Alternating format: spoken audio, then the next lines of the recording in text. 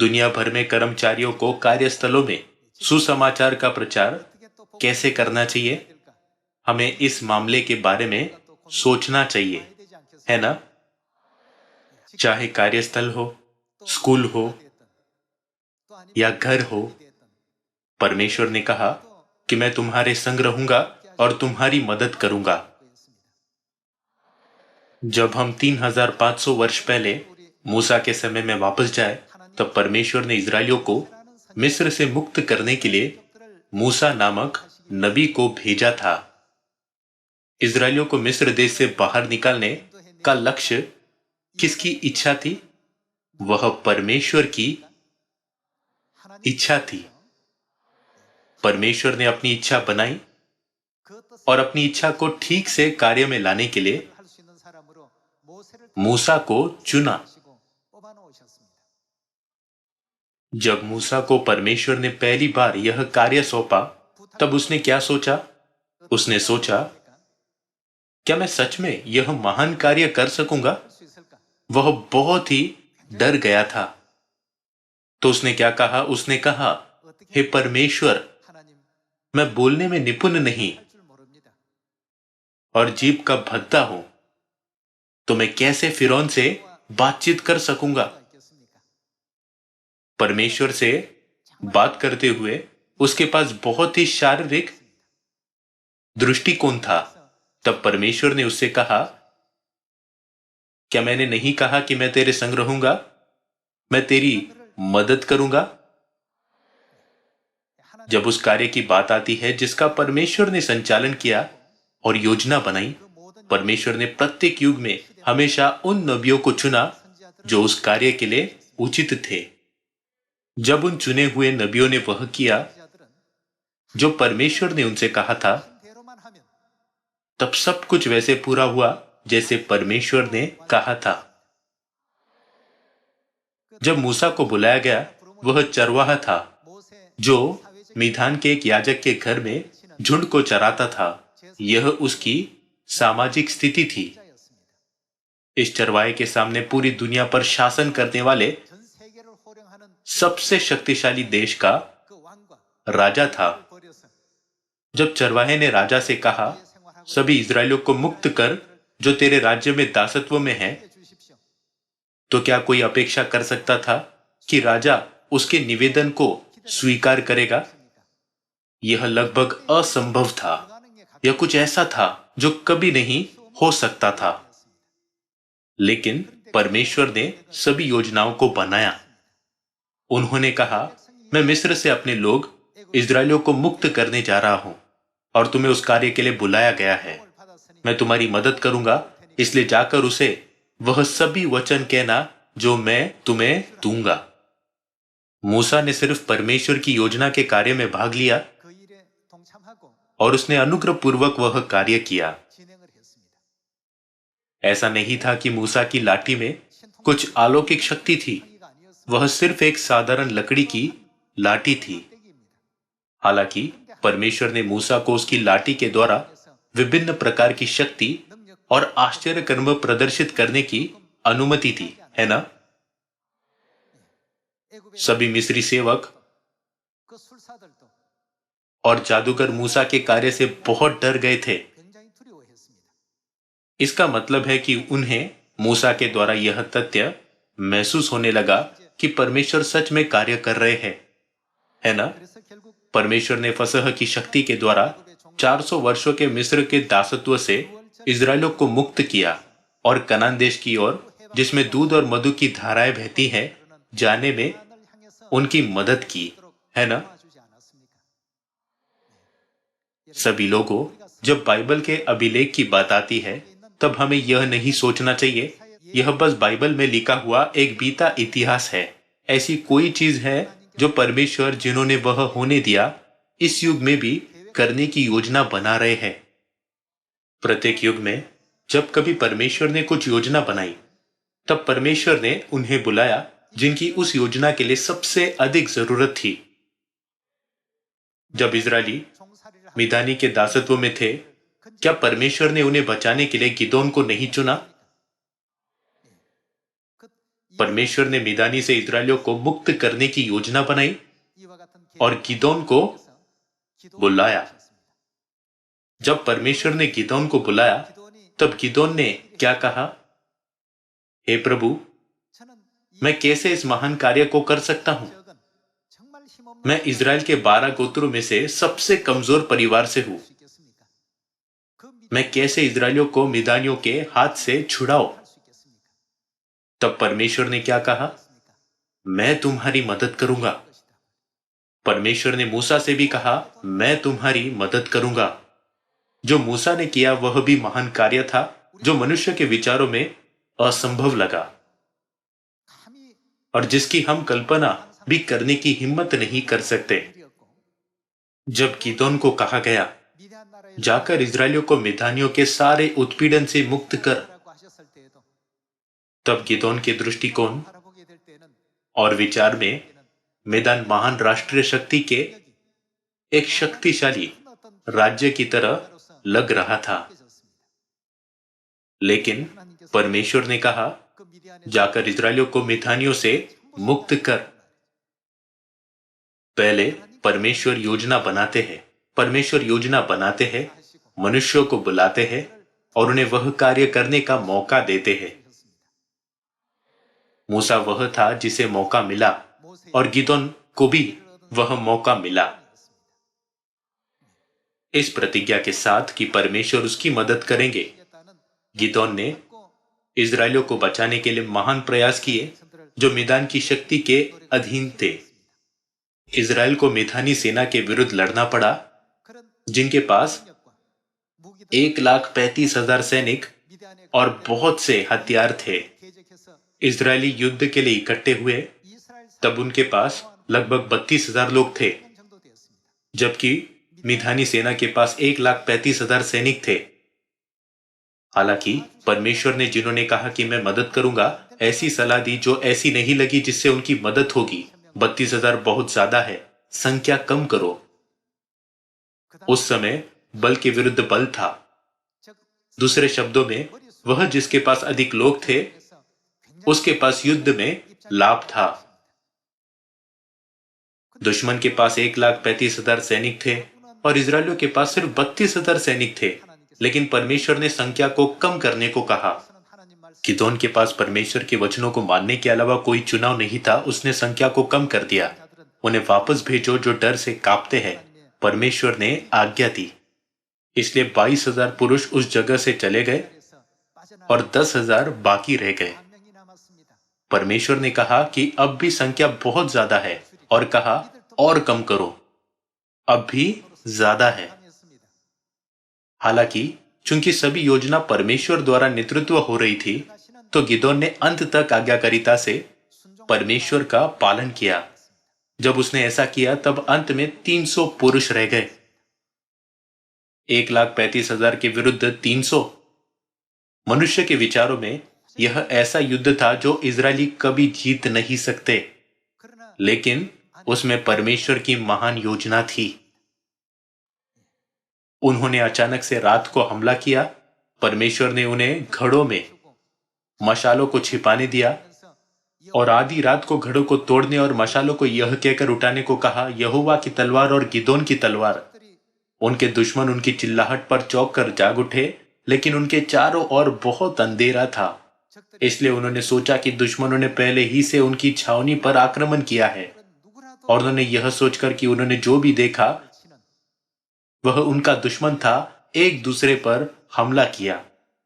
इस तरह उस दिन मिद्यानी सेना पूरी तरह से मारी गई, है ना?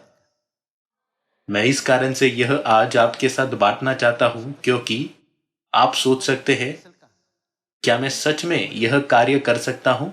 यह बहुत मुश्किल लगता है। मूसा हमेशा इस प्रकार की स्थिति में था और गिदोन भी। लेकिन परिणाम कैसा था?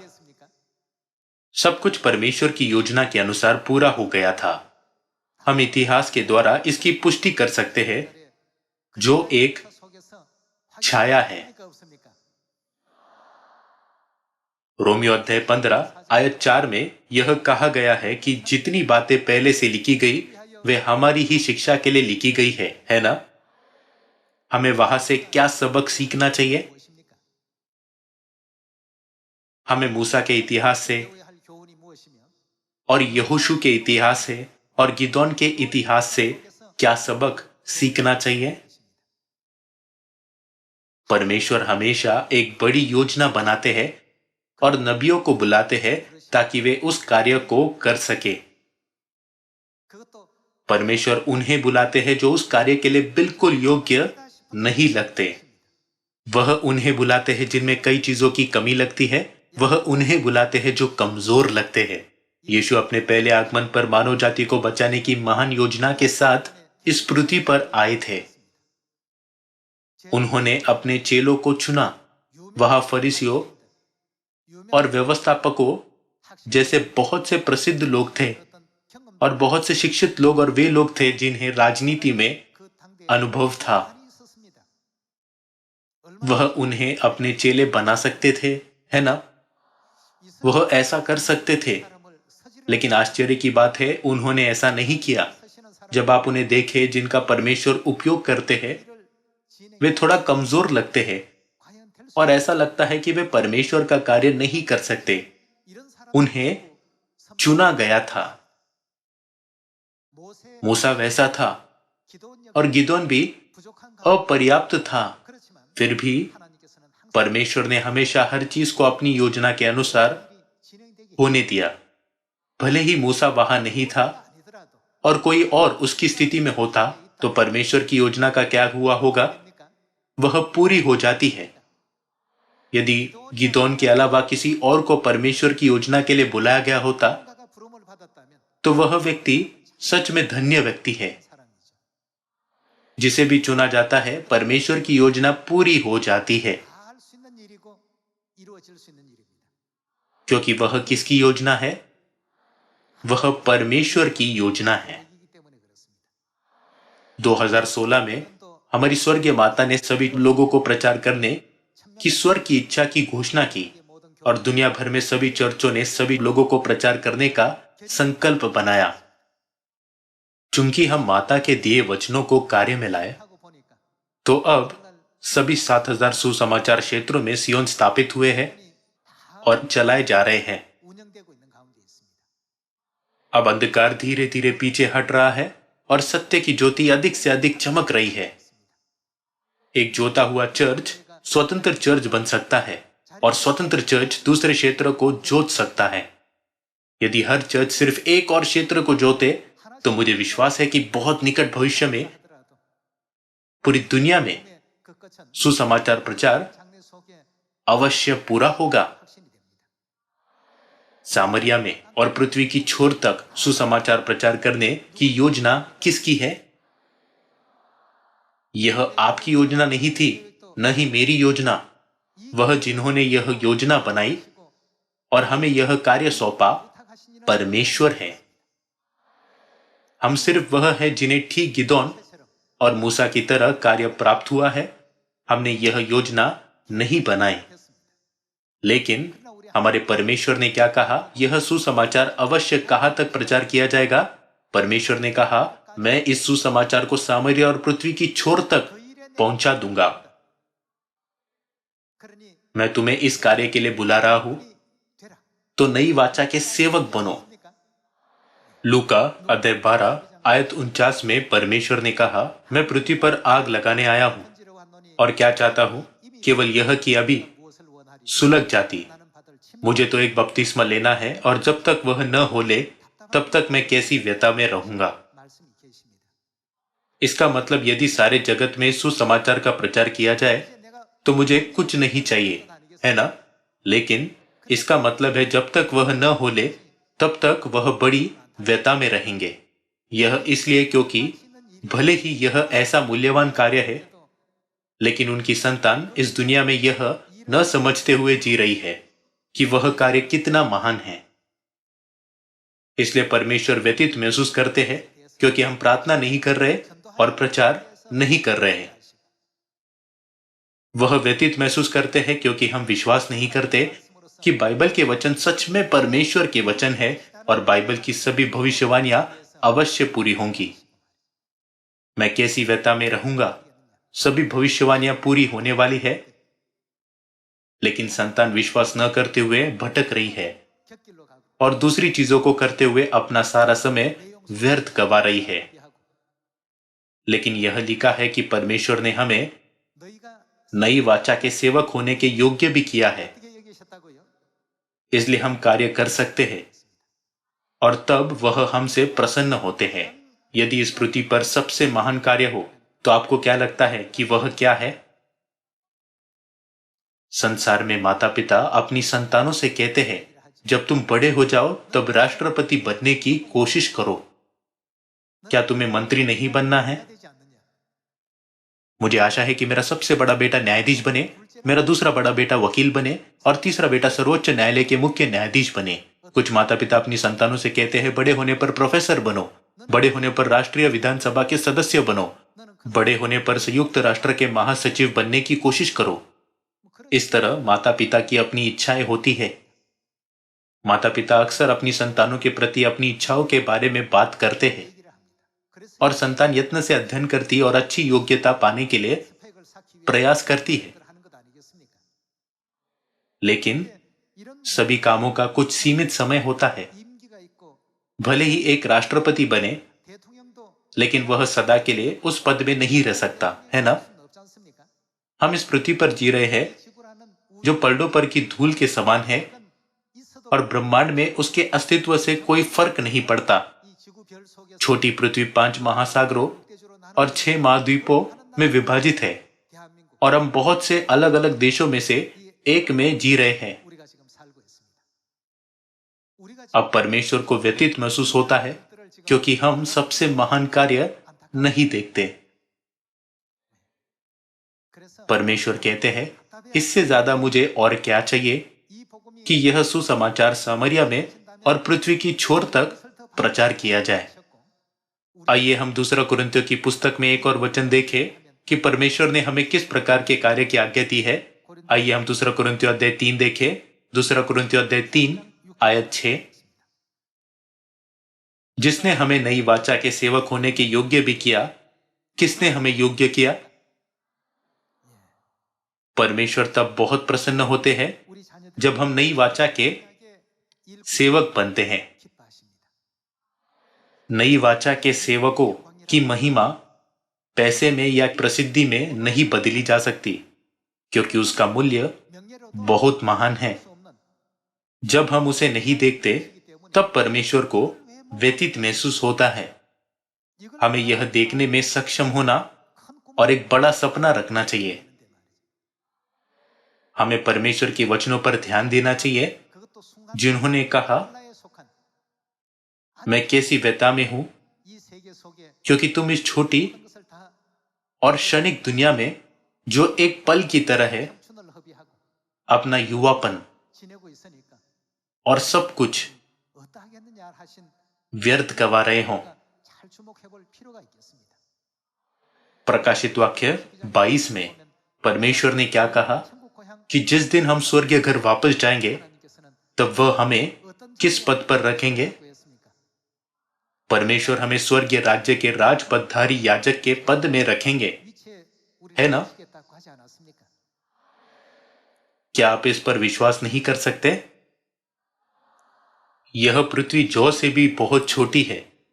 भले ही यदि कोई सारी पृथ्वी पर शासन करे, जो अंतरिक्ष में तैरती हुई धूल के एक कण के समान है, फिर भी उसकी महिमा की तुलना राजपदधारी याजक से नहीं की जा सकती। इसलिए परमेश्वर तब बहुत प्रसन्न होते हैं जब हम नई वाचा के सेवक बनते हैं, और यही वह चाहते हैं, है ना?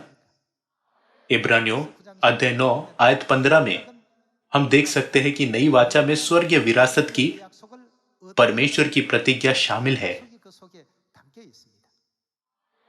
यह एक प्रमाणित चेक की तरह है। कृपया इन मामलों के बारे में गंभीरता से सोचिए। मत्ती 28 में परमेश्वर ने हमें सामरिया में और पृथ्वी की छोर तक सुसमाचार प्रचार करने की आज्ञा दी। यह योजना किसकी है? वह परमेश्वर की योजना है। परमेश्वर ने घोषणा की कि वह यह सब पूरा करेंगे। इजरायलियों को मिस्र से बाहर निकालने की योजना परमेश्वर की योजना थी और इजरायलियों को मिधानियों के उत्पीड़न से बचाने की योजना भी परमेश्वर की योजना थी। जैसे मूसा को और गिदोन को परमेश्वर की योजनाओं के लिए बुलाया गया था, ठीक वैसे हमें सामरिया में और पृथ्वी की छोर तक इस सुसमाचार का प्रचार करने की परमेश्वर की योजना के लिए बुलाया गया है। यह कितनी खुशी की बात है। किसी और को बुलाया जा सकता था, लेकिन परमेश्वर ने आपको किसी और के बदले बुलाया। आइए हम परमेश्वर को एक बार फिर धन्यवाद और महिमा दें। इस दुनिया में सबसे उत्तम पद नई वाचा के सेवकों का पद है। यह वह पद है जिससे परमेश्वर प्रसन्न होते हैं, जिसकी परमेश्वर अभिलाषा करते और चाहते हैं। सभी माता पिता के पास एक समान विचार होता है। जैसे सभी माता पिता चाहते हैं कि उनकी संतान भविष्य में महान लोग बने, ठीक वैसे परमेश्वर भी, जो हमारे स्वर्गीय माता पिता है, अपनी संतानों के भविष्य के लिए चिंतित होंगे, है ना? परमेश्वर चाहते हैं कि उनकी संतानों के साथ सब कुछ अच्छा हो। परमेश्वर क्या चाहते हैं कि हम कौन सी गद्दी पर बैठे? वह ऐसी गद्दी है जिसे सिर्फ परमेश्वर को छोड़कर और कोई नहीं समझ सकता। परमेश्वर ने हमें सबसे महान गद्दी पर बिठाया है और हमें नई वाचा का कार्य करने की आशीष दी है। क्या यह कार्य निश्चित ही होगा या नहीं? वह हो जाएगा। मूसा ने कहा, अरे नहीं, मैं इस कार्य को नहीं कर सकता। मेरे जैसा आदमी कैसे इसे कर सकता है? वह मूसा के द्वारा नहीं, लेकिन परमेश्वर के द्वारा किया गया था। इजराइल के 12 गोत्रों में से सबसे कमजोर परिवार का एक व्यक्ति कैसे इजरायलियों को मिधानियों से बचा सकता है? वह गिदोन नहीं था जिसने उन्हें बचाया। वह योजना किसकी थी? जो कुछ परमेश्वर ने योजना बनाई थी, वह सब पूरी हो गई। सामरिया और पृथ्वी की छोर तक पूरे संसार में इस सुसमाचार का प्रचार करना भी परमेश्वर की योजना है। उस योजना के लिए हमें गिदोन और मूसा की तरह बुलाया गया। हम सौभाग्यशाली हैं, क्योंकि यदि परमेश्वर किसी और को बुलाए तो भी वह काम पूरा हो जाएगा। लेकिन परमेश्वर ने हमें बुलाया और कहा कि वह उसे संभव करेंगे। इसके अलावा परमेश्वर इस कार्य की सफलता के लिए हमें श्रेय देना चाहते हैं। आइए हम परमेश्वर को उनकी इच्छा के लिए धन्यवाद दें और हमें उस मार्ग पर जाने के बजाय जिससे परमेश्वर व्यतीत होते हैं, कौन से सेवक बनने चाहिए? आइए हम कर्मचारी नबी, नई वाचा के सेवक बने। छात्र स्कूल में छात्र नबी बने और गृहिणियां घर में घर की नबी बने। ऐसा करके आइए हम अपने अपने स्थान पर नबी की भूमिका निभाएं। जब आप यूसुफ के इतिहास पर एक नजर डालें, उसने पोतीपर के घर में बहुत ही ईमानदारी से काम किया। पोतीपर मिस्र का मंत्री था। उसने यूसुफ पर भरोसा किया। उसने सोचा, मैं सच में उसे सब कुछ सौंप सकता हूं। यूसुफ ने इतनी ईमानदारी से काम किया था। उसने दूसरे लोगों की तरह आधे मन से काम नहीं किया, लेकिन वह खुद पर सौंपे गए कार्य में बहुत विश्वास योग्य था। चूंकि उसने ईमानदारी से काम किया, तो उसके आसपास के लोगों ने अलग नजर से उसे देखा। अंत में वह मिस्र का प्रधानमंत्री बना और इजरायलियों के लिए मिस्र के गोशेन क्षेत्र में आना संभव बनाया।